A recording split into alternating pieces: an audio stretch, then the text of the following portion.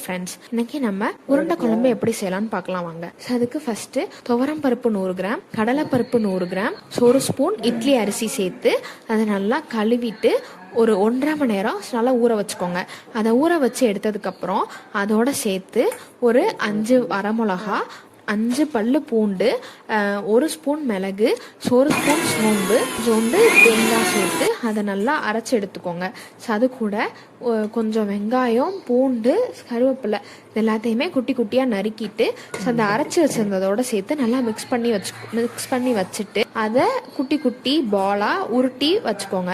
இப்போ தாளிக்கிறதுக்கு என்ன பண்ணணும்னா, ஒரு கடாய் எடுத்துட்டு அதில் கொஞ்சம் எண்ணெய் ஊற்றி கடுகு 1 ஸ்பூன், வெந்தயம் 1/2 ஸ்பூன், சோம்பு 1 ஸ்பூன், பட்டை கொஞ்சம், வெங்காயம், தக்காளி, பூண்டு இதெல்லாம் போட்டு நல்லா தாளிச்சுக்கோங்க.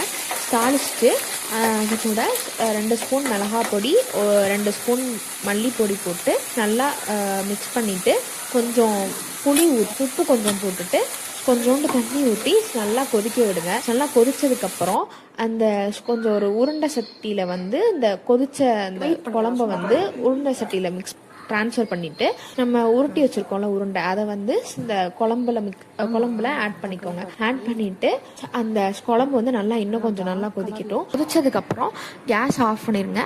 அவ்வளோதான், சுவையான உருண்டை குழம்பு ரெடி. இந்த ரெசிபி உங்களுக்கு பிடிச்சிருந்துச்சுன்னா இந்த வீடியோவை லைக் பண்ணிவிட்டு இதே மாதிரி நிறையா ஃபுட் ரெசிபிஸ் வேணும்னா இந்த சேனலை சப்ஸ்கிரைப் பண்ணிக்கோங்க. தேங்க்யூ.